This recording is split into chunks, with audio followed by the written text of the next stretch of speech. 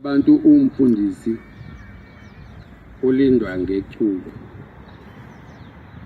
Abangcwele bangixolele uma ngifika late kanje. Angizoba mningi. Ngizocela isihlabelelo. Wisewa makholwa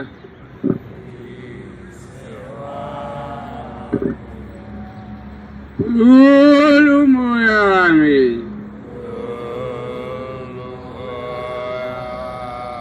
yize lapho khona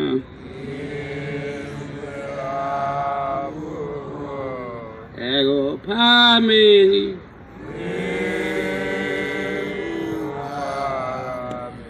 Wisewa makholwa kululumemi ngize lapho khona ekuphameni ekuphameni ekuphameni ekuphameni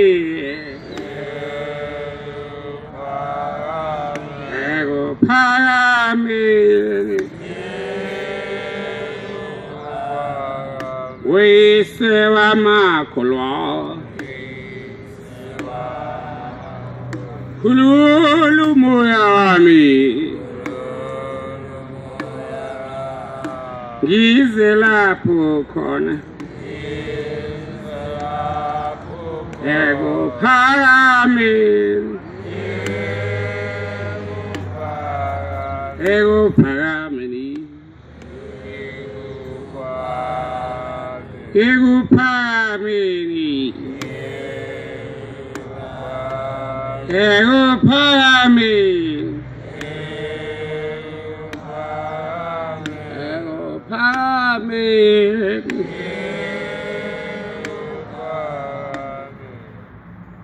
Nazaretha ngizawukhuluma ngendaba ebuhlungu kakhulu. Kade ngikhuluma nalamaphoyisa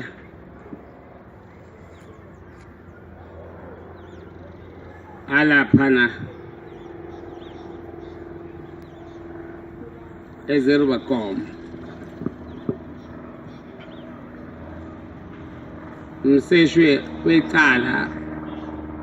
mapholoba kodwa ngumapholoba ngumXhosa. Manje uvusa into ebuhlungu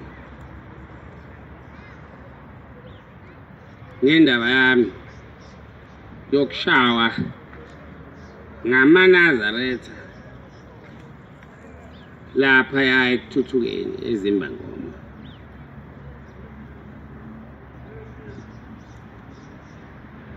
Kubuhlungu nje ngoba ngiyambikela ukuthi leli cala kaliqede, ukuthi cha akakwazi ukuliqeda ngoba linemedia phakathi abiza amaphepha akhe ukuthi sebeze bahamba baya le egarage la ngalandwa khona ngoba ngangifike ekuthuthukeni ngizonikela nje bangihlala ngikela ngigqoka isikhindi ngibangangikwenza kunothingo lenkosi zami. Laba bantu bangilanda egarage. Manje lapha egarage kunamakhamera. manje lamakhamera ahambe azeyo ucutshungulwa le ePitoli azi noma ibhekasi police noma yini le kodwa ngiyamazi noma pholo baphethe icala la khona ngumseshi mabe bacubungula ke baze bayasho ukuthi uba wabaleka ngapha ngoba kune bulletproof ngapha ayosinda ngoba angizange trespassing is another case ukuthi ngangiyohlasela umnewethu uMduduzi ngangangena kanjani lapho ibuhlungu le ndaba kanjalo lo muzi wasekuthuthukeni ngoba sawuthenga ngo-25,000 uphelisha ungubane uyakwazi lokukhulumayo umvangela uNdlovu bangabusawa umfundisi wala eRockville ngicabanga ukuthi uyakwazi lokho nomfundisi uVilakazi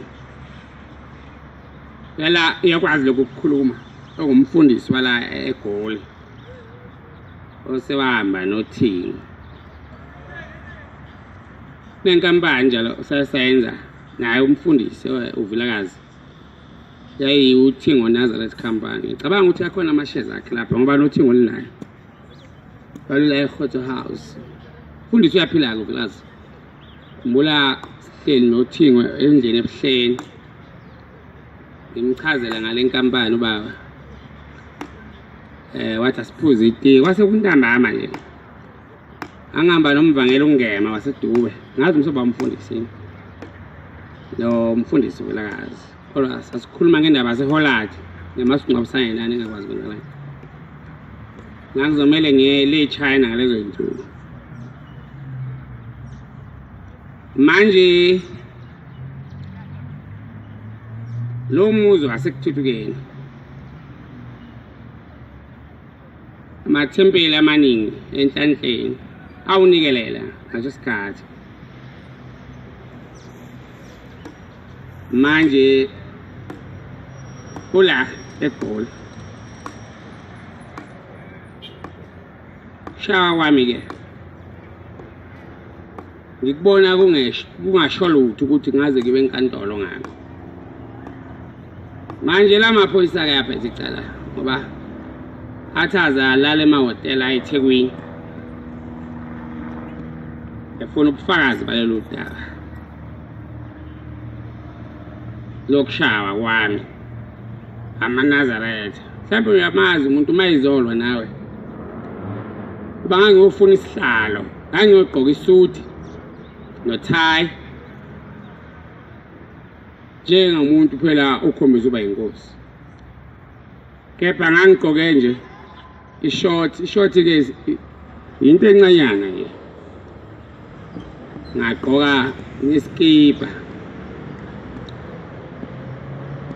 abantu ababengishaya ke bayithatha ke imali encane ngikholwa ukuthi yadlula 500,000 into engasho lutho imali siyayisebenza manje mabe ngilanda laphana egarage sebengisa ke kumnewethu uMduduzi ngoba nakhona ngaba namandla engakaze ngwabona eManazaretha kwakunenye iCorolla ababethi bangenisa kuyona eBhuthini baningi laba abantu abegarage baba nenye iBM emnyama ngihamba ngeshembe 1 iToyota ungayenzani iToyota ebhalwe ishembe 1 bangihamba ngeBM wako kancane ngangengikwazi ukwenza lutho ngoba ngathatha inyawo zami ngazibambisela la ethayini lale Corolla yabo labantu ukuthi bangangidonsi bathi cha ufunwa inkosi mina bengingazange enkosini nje ngakho nangithola ngale la kuhlala khona abanewethu hlala ngikwenza ke lokho ngangakwenza nje khamba uAntgaba ngaye lapha ekhaya ngangihamba noJabu Stone ngihamba ngeBM bayibiza ngeM6 maroon ngathi mangifika ekhaya Sibusisweni uAntgaba ngaye ke uzalwa ubaba ilanga la khona babuvela Sibusisweni babe ngibikeleleke ukuthi uhambile mdlangazi ke omkhulu omncane wayekhona nabanye abafundisi abawothisha babekhona angena kumuntu onolaka nomuntu oncintshana nemali ngoba imali iyisono imali mawunayo ungababona abanye abantu manje ubavika ukhona ngambuza ukuthi bangaka ogoga bakhona washo ukuthi bangaka loba mhlangakazi naye wangibalela abanye ogoga bakhona ufuna upaniza ke ngase ngimtshela ukuthi akabale nabanye ngoba bazoshota sengibanikeza imali ukuthi bone phela ogoga amakhosikazi ami into engijwayele ukuyenza leyo manje leli cala lokushaya kwami alivalwe manje ngoba laba bantu ababengishaya abakababa manje lamaphoyisa wezwe okubuhlungu lamaphoyisa mayiqhubana licala azofa okubuhlungu ukuthi alikho leli cala awukwazi ukuthi ungatshela mina ukuthi ngishawa abantu ungangazi ukuthi ngubani lamaphoyisa nalambaphathi baleli cala abeze kimi ngibanikeza imali ngoba bathi baye eThekwini baye eMaritzburg baya ePitoli benze footage evideo engifuna ukwenza ke manje ukukhokhela le Pitoli yabo namajaji awo ukuthi bayekele icala labo nalama hotel babelele kuwe eThekwini no petrol wabo ngoba umuntu onjengami maNazareth awazalela ukushaya emhlabeni umuntu onjengami maNazareth awo inhlamba ukudla kwakhe ngini mina kunenkosi uJesu na ngini na mina ngenkosi uJesu inkosi uJesu yabashumeza kakhulu abantu baphendula kepha njalo babeyibeka amabala yahamba incane kakhulu emhlabeni angikhumbuli noma yayiqeda iminyaka engama-35 naye kepha ngakhumbula ukuthi kwakulapho kulezo iy'nsukanyana kepha mina ngizange ngishawe njengenkosi uJesu ezimbankomo manje lana leli cala lelo kuthiwa aliqhubeke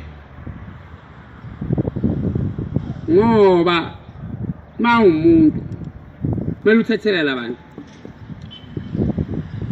Nkosi uJesu yayinemvimbo engakaze ngiyibone yathi noma seyibatshelile ukuthi ngumntwana baze bakholwa abaze bazi ukuthi uthini ngoba uyise bayamazi uJoseph noMaria bayamazi ngithi ke itshe abalahlayo abakhe ilona eliyinhloko yegumbi I will come closely to be rejected, especially in your family. Ukurejectwa kubuhlungu mawunomzimba omkhulu abantu bakureject nje bathi isidudla abakubeka amabala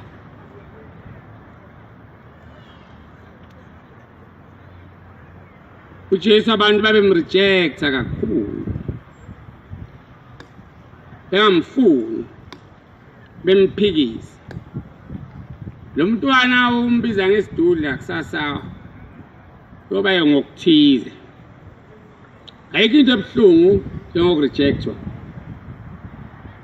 ngoba isidudla ngoba isilenda ngoba unamali ngoba awufundanga ngoba uzalwa ubani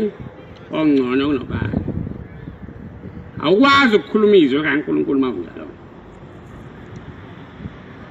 manje ngimkhulu kanjani mina kunenkosi uJesu naye ngoba ngale cross ifakwa kuyona yamaKristu esintu sethu eyabantu abamnyama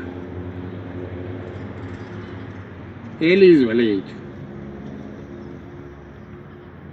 kepha uJesu wabe esethethiswa icala umuntu uyashawa ke engathethiswa ngecala amaNazaretha mina ngilazi la mina manje angilazi angaze ngilibone icala eliba nomahluleli wayathi akubula abantu bashawe ngiyayibona ke lento ukuthi cha ayokholwa lokushawa uJesu inkosi yaseNazaretha bayishaya baze bayikhafulela ngamathe bethi lo okukhulumayo akukho leli udaba akhuluma ngalo alukho baba mkhulu ke naye kwaba njalo khumbula kudala kunesihlabelelo engicela ngasihlabeleli ngisihlabelela mina ngoba sabhenwa lesi sihlabelelo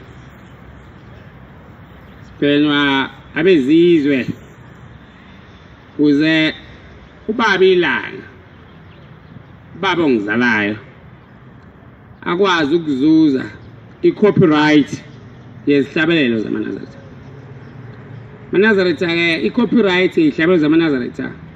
If you're well educated, you understand what I'm saying. If you write a book, it has to be a copyright. As I was hearing some other my colleagues from the side of Shane, they just take the DVD that I did with EMI, then they put it on YouTube. Then they steal the copyright that protected indeed with EMI. So it's the same like ihlabelo zamaNazaretha. Ubaba ilanga wahlala esihlalweni ngo-1935. So lezi ihlabelo zamaNazaretha zine copyright ke inkosi uLanga ngoba siyasho sithi 1935 wayiqeda ke umntaka Mayisa ngo-1940 i-copyright ke leyo yesonto e-under J.G. Shembe ongathi uma usumbuza umuntu osebenzisa ihlabelelo zibhala ukuthi copyright lo muntu wayibhala wawuqeda lo msebenzi ngo-5 years so ukhuluma isingisi ke lapho ngoba umbona kanjalo umuntu odla amafa abantu yokutshela ukuthi cha ukwami manje lezi sihlabelelo ke makucheck incwadi njalo noma yiphi ezopublish uyacheck sasithi esokuqala sasithi zindi intaba zakaNongoma zingisithe kuphakameni wena uthaka ngisuke ngigijime ngize ngiyosithe kuphakameni ngizogida esinye sasithi izwe lonke balifake embizeni ende enkulu abafu abezizwe abantu ngamsila izwe lonke balifake embizeni ende enkulu bese kuhlangana idabuluke lapha bathi abanye usho bathi kusho abafu usho abantu ngamsila ahithe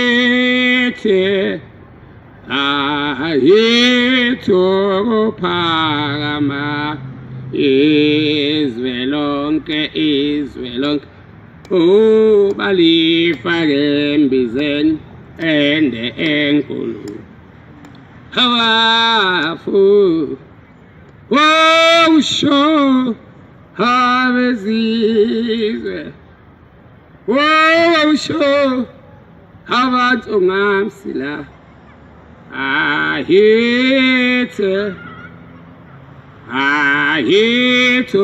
phakama sasihlatshelayo ukuthi ubhale leso sihlabelela sasiphuthuma kakhulu esikakhokho izakhe manje into engihlekisayo ngoba kwakuyisikhathi sobandlululo isonto is not Red Baptist Church, obviously we are under Christian. Manje lifihliwe leli sonto manje ke uma ese ubaba ilanga ese sekumele kuphasihla beze beNazaretha ase investigator ke manje amabhunu namangisi afundile hayi lento le oyishoyo wena abafu abelula abatsonga umzila belula lento ishoyo imbizi endenkulu uphamba athi hayi lesa sifawa kodwa isikakhokho manje ke zawuthini ngalokho gogo wami Madlamini wayengalali ngibuza njalo ngendawo la ekhaya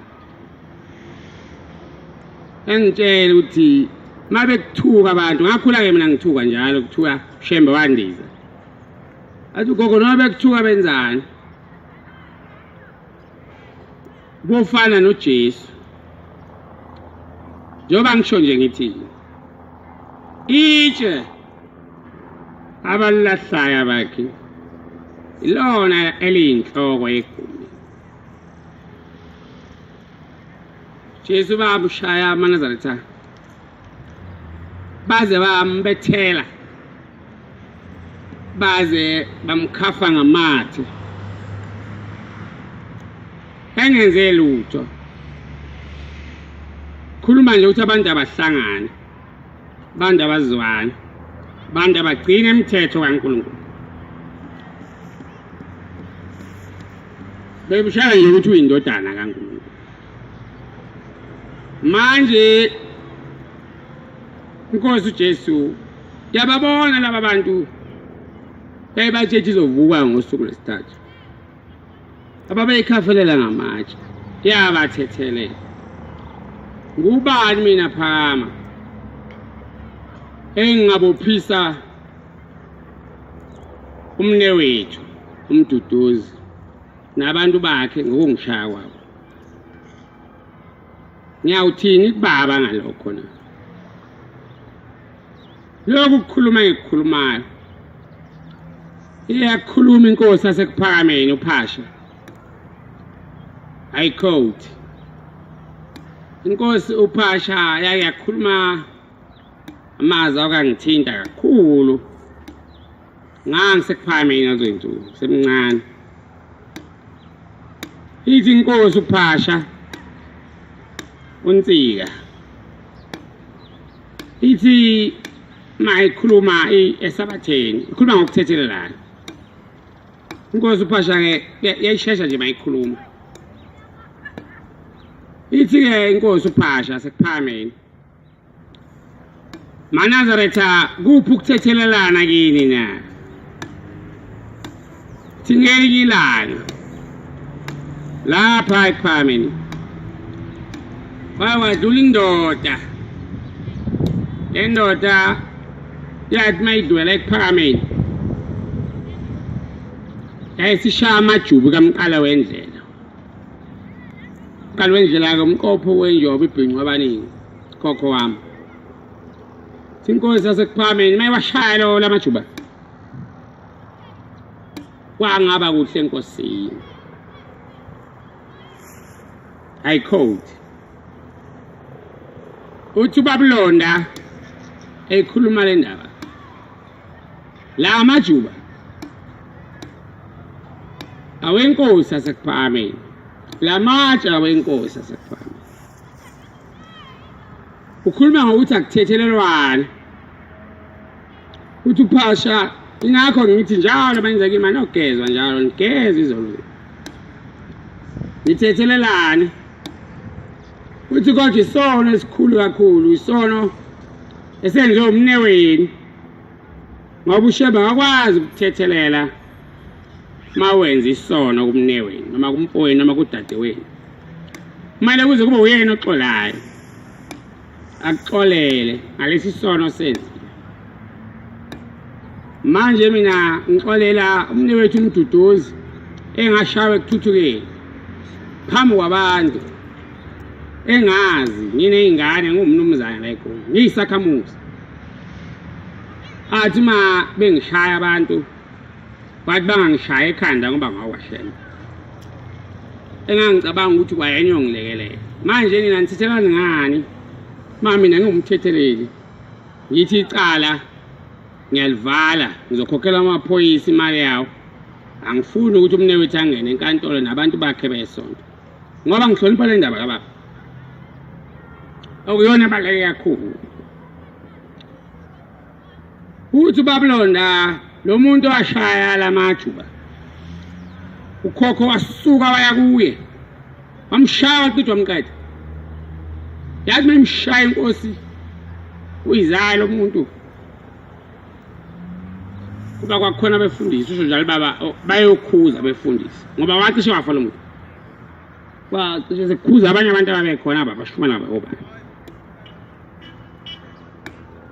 umuntu wayesehamba uthi baba wayehlala ngapha eBhambayi kunestophu lapha eBhambayi ayehlala kusona futhi ngenhla kwasekuphakameni bathi inkosi esekuphakameni emva kumshalo umuntu ayizaxola yazisola inkosi uShembe wazisola ngokushaya kwakhe lo muntu bathi mabebuka abantu ukhokho akazayi esontweni nalo la ashaya umthandazo ka6 baba akazayi shaya umthandazo ka9 baba akazayi sebeza ke amadoda amadala azobuza umqali wendlela baba yini ungayisontweni na inkosi ngonile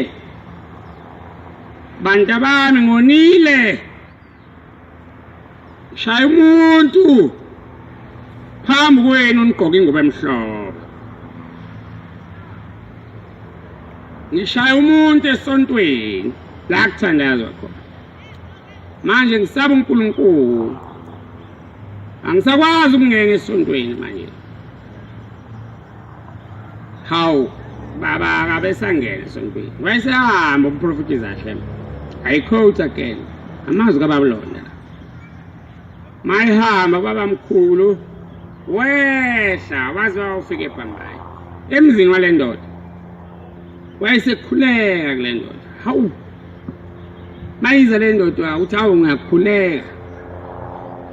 le ndoda hawu Shembe yini na uthi ngonile mntanami ngithethelele mntanami ngonile ngithethelele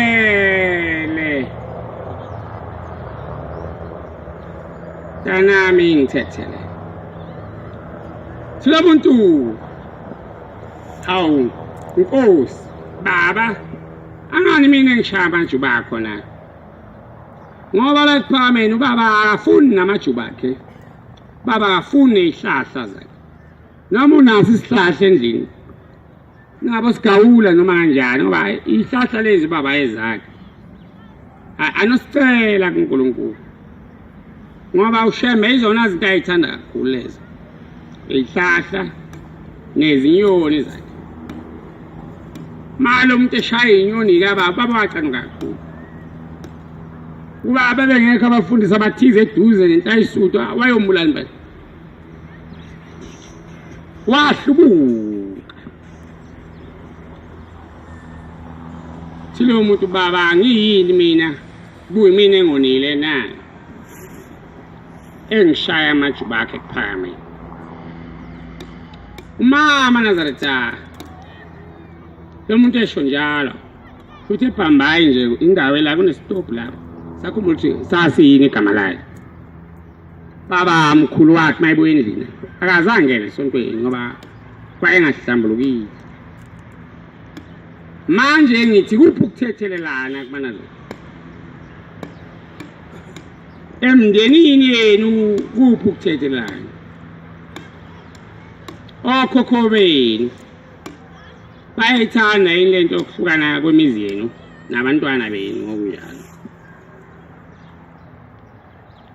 Sisandinda wasimisa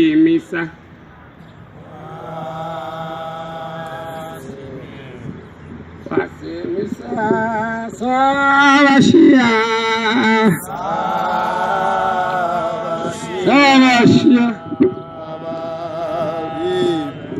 Uza samlandela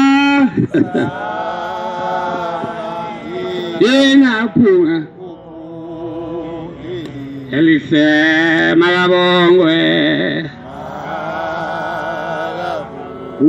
Uchawa Makabongwe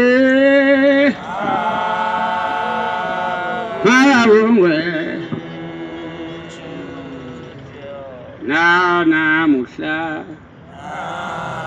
Siyafiti Yazomba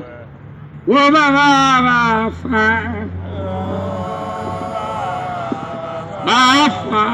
Endula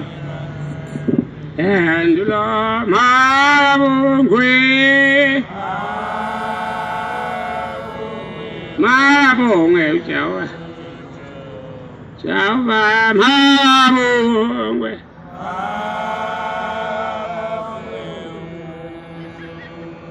manje ungiphilisa ngani mangithi umne wethu unyazi lwezulu uyinkosi ungiphilisa ngani mangithi ubaba wami uvele uyinkosi ungiphilisa ngani mangithi umne wethu uvukile uyinkosi wazini ngeindaba zabashana ma ugogo wami Madlamini owashada nenkosi yasekuphakameni ngo-1976 ozalwa uDlamini owayinduna kaMqhawe umzonjana uyisemkhulu wakhe uMqhawe kwaNgcobo Dlamini wayefika kakhulu kepha uDlamini ozala ugogo wayesonta e-American Board wayefunda kakhulu ugogo wayengayithandi le nkolo yasekuphakameni Shembe wayithukwa ngabantu bembiza ngazo zonke inhlamba indoda ayibhinqa uDlamini wayevamile njalo ubaba mayidlule enhlangakazi ngonweni anikele ngembuzi kepha uShembe akazasola muntu lapha endwedwe la kuzawubeka khona amatshima asenhlangakazi mawusokwagogo engonweni ugogo wahamba nokhokho gogo inkosi yami lobona kabili khuluma ngogogo abadala umuzi kagogo wami Madlamini nje usegospel la kubeka khona amakhosi njengoba imizi yahlukayo khona osethembe ezinto ukabavela bamba khosonke abazi nje umuzi kagogo egospel kwakumuzi kagogo lo babaleka ugogo sebaleka nobaba makhosonke nobaba wamelusi usana ngoba zazi ifingane basala kumuza ngazi usele kanjani kwezakalani ngizokuthiwa umkhokho Magumede uhlala nobaba Vika ngiyena kumuntu onaka lezo ndawo kodwa bonke ogogo babeneyindawo zabo babehlala kuzo utaba ungalibuze Varelem lo babe bangagogo kwakunenyanga lapha endwede ngasengonyeni igama la kwavuma lingakwenzeke malinga kwenzeke awunyanga enkulu kakhulu uthi baba mkhulu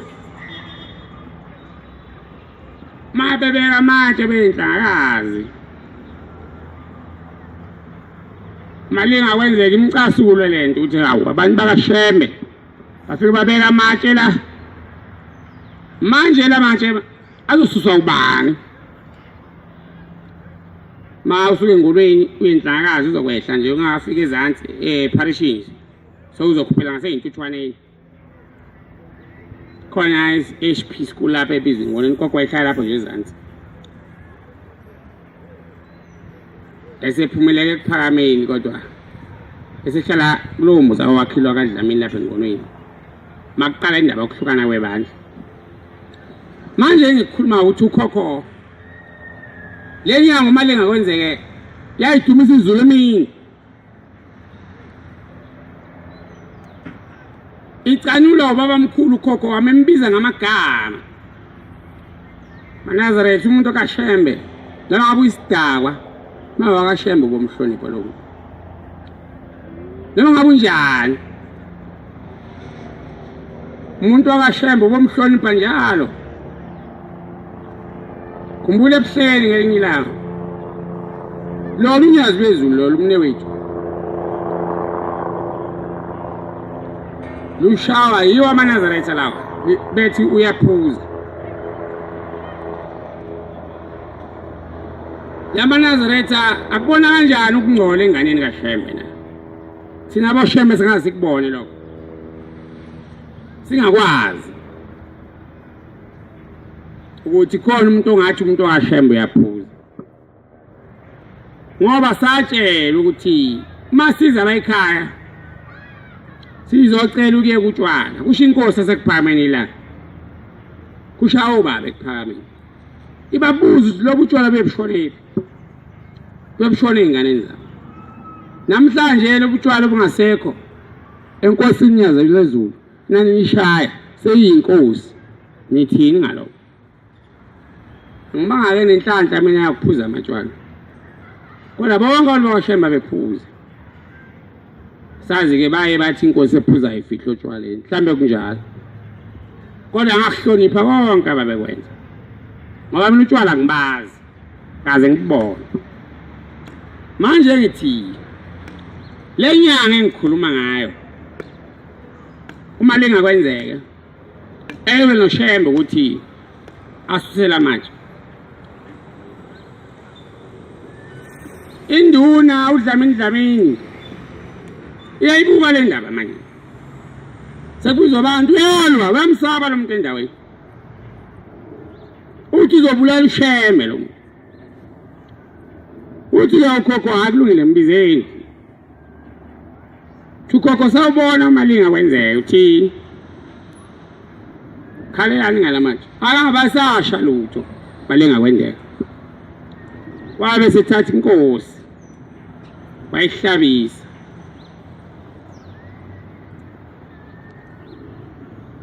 mabethi uShembe wangena kaNontanda bathakathi uShembe phela nabathakathi lawo matshe lawa abekwa abantu njengoba ngamiliyoni njalo nje wazi ukuthi phela nini kodwa yaphela ngoba umqalo endlela wathi hayi ngiyaziphoqela wena ebusuku khuluma ukuthi maNazaretha noma ngayinhlakazi lo nyaka niwabeke la matshe nobuye ngekho nyoza lo muntu uqoqela wodwa nami ngihamba nothingo ngawabeka wami kodwa mawubuya awasekho abaxoshwanga itruck abaxoshwanga umuntu kodwa babuya wazi baqoqa kanjani ngoba khuluma ngento ezokwenza nalosha naloza amanye inhlakazi abanye sebenendawo yabo abathi seKenani angazi ukuthi yini ngoba igama elithi Kenani is Italian word. You understand that if you go to Greek dictionary you look at it because Oxford dictionary ama-Greeks so angazi ukuthi uma uthi Kenani usho ukuthini uma uthi indawo kaShembe leyo silwela thina ukuthi leli bandla lawaShembe alihlangani kakhulu nenkolo yamaKristu elabantu kepha ukukolonizwa kaShembe nokukolonizwa kwabantu bamnyama ngoba uShembe uma engazange athi is under amaChristian lalo phela leli bani ingakho sonta ngesabatha ingakho sigcina amasiko manje mawusufaka iKenani sewufaka isilungu bese kumele siyokhonza uMose njengoba ngisho nje ngithi lobu Nazaretha kumele kuhlangane lobu Nazaretha akubona bethu akubona bemali baba azayithanda imali khumbula ilanga baba bemthengela imoto le moto lena kwakuyi Mercedes ngicela undlangise wayengumshayeli kababa sengase ngisebuhleni undlangise wa makhamba baba waluza umne wabo undlangise waluza umfo wabo ngoba wayeseyintandana emva kokuhamba kwaba manje ngixoxela undlangise le ndaba uthi inkosi yathi mayingena kule Mercedes sihamba ngayo ithengwa amakhosazana yayibuka le moto inkosi yathi inkosi ndlangise lokho kumasadisi ngiyakuthanda kodwa ngihlushwele iphuzane eliphambili uthi undlangise hawu nkosi lenzani njani ngathi sengikhonza lesi sithixo amaNazaretha uyawazi nobani bathi besuka lapho babebuyisele emuva wakulanje uDoshmonana baba ongizalayo wakhe ikole ikhona iShembe Memorial yapha siyayazi umsebenzi kababa itolo ikhona ekuPhakameni oyibonayo njengoba bami ibandla sidla ko 4.6 million akaze qatshawane ngesikhathi sikababa abefundisi babeqotho manje mawule libandla lingahlangani ubani wena thini ngobaba thini ngomuzi wasekuPhakameni na uthini ngokuhlukana kweingane zomholo ngoba uJesu namhlanje mkhulu manje mangithi itshe abalilahlayo abakhi ilona eliyinhloko yegumbi ungiphikisa ngani kodwa uJesu wayebatshela ukuba bayifana nami ukuthi ngoba nje ngibe nje kodwa azabatshela wabathethelela